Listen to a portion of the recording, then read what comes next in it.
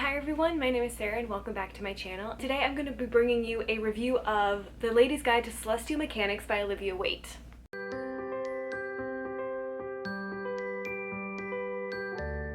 So I recently read The Lady's Guide to Celestial Mechanics and I absolutely loved it. I'm a big fan of historical romance, and this is one of the few female romances I've read that I've absolutely loved, and I just wanted more. This book is basically Lucy's story as she sort of comes into her own and discovers herself. Her father was a famed astronomer, and she ended up becoming his apprentice after her schooling and ended up taking over most of his work without anyone knowing. And so when he died, she felt incredibly unmoored and didn't really know where she was supposed to go, what she was supposed to do, because as a woman she's not really allowed to be an astronomer anywhere. And after her ex-lover ends up getting married, Lucy decides on a whim to go to Lady Catherine's house and offer her services as a transcriber and translator for a French work of astronomy. So once Lucy gets to Catherine's house, they sort of decide to work together to produce this work of astronomy, and Lucy decides to make it more accessible to people who aren't astronomers themselves. And obviously they end up sort of falling in love throughout the piece.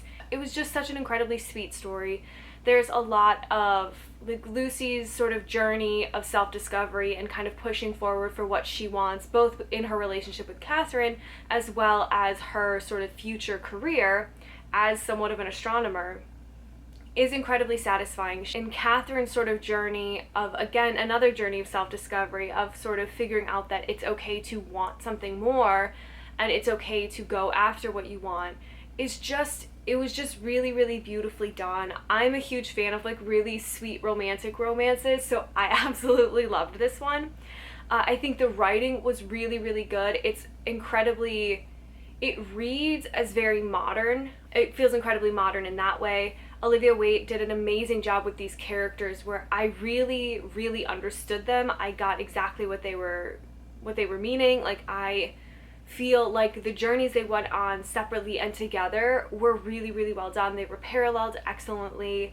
Lucy and Catherine as characters themselves were just really entertaining, really enjoyable to read about and to kind of follow along on their story. These side characters for the most part were really, really great. Catherine has an Aunt Calmarsh who makes a couple appearances, and her story is really just, I really loved her.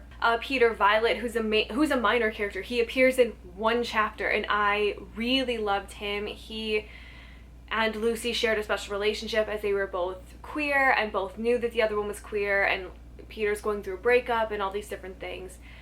Just the characters themselves are really, really great. In terms of grander, bigger stories, the main point of Lucy's arc and her story is kind of standing up to the sexism of the time, if you will, where a lot of people look down on her because she's a woman and they think that women can't be astronomers, and so she tries to join this society of learned gentlemen or whatever it was called.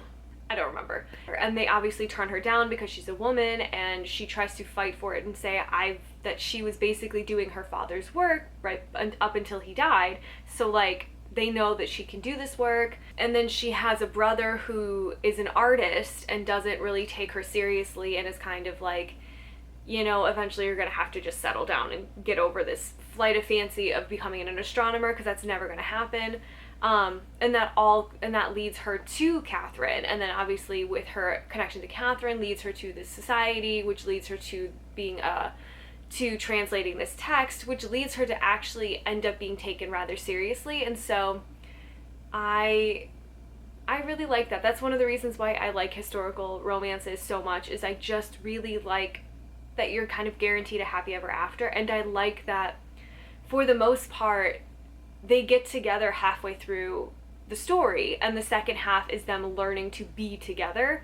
I really, really love that. That's one of the main reasons why I like historical romances as much as I do, is I like kind of seeing the after the love declaration, kind of like what comes next.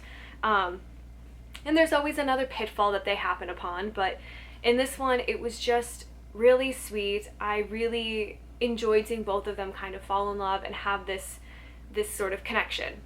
For the Ladies Guide to Celestial Mechanics, I would say that the characters were like 5 stars all around. I loved the characters, absolutely. They were fabulous. I fell in love with them both, and I just wanted them to be happy, and that's really what I wanted a romance novel. If I can't love both the characters, or if I can't absolutely love one, then it's hard for me to want them together. So this was great. I would give that 5 stars. The story itself I found really engaging, really intriguing. I loved this sort of feminist, more modern feel of the story, fighting against sort of sexism and proving yourself. I really, really liked that. I liked that it wasn't trivialized. I like that obviously Lucy does come out on top of this academic debate in just like a really great way. I absolutely loved it. So that I would also give 5 stars to. I think the writing was really, really well done. I think the feel of the novel was really well done, and the story, everything tied together really well. There was nothing lacking for me personally in the writing. So I would give that, I think I would give the writing like 4 stars. I guess, no, I could probably give the writing 5 stars. So the romance aspect of it in and of itself, I again would give it personally 5 stars. I really just like really sweet romantic ones. There are, I think, at least 3 sex scenes if I'm remembering correctly, which were pretty well done. They weren't absolutely ridiculous, so that's always a plus. So it should shock absolutely no one that my overall rating would be 5 stars for this book. For anyone who is interested in historical romance or kind of wants to read more historical romance but doesn't really like a lot of the connotations around it, this would be a good one to pick up. It feels very modern. It's a fresh take. It's obviously got really good queer representation. It's got queer representation in it. So I think this would be a good starting point for anyone who is interested in historical romance going forward. This is one of the best that I've read in recent years, so I really would highly recommend this one. There you have it. That's my review. If you have read this book, let me know in the comments below what you thought. If you haven't read this book, let me know if you're thinking you might pick it up. Any suggestions you have for future romance novels, please feel free to link them below. I'm always looking for more recommendations. And as always, thank you guys so much for watching, and I hope that you have a fantastic day.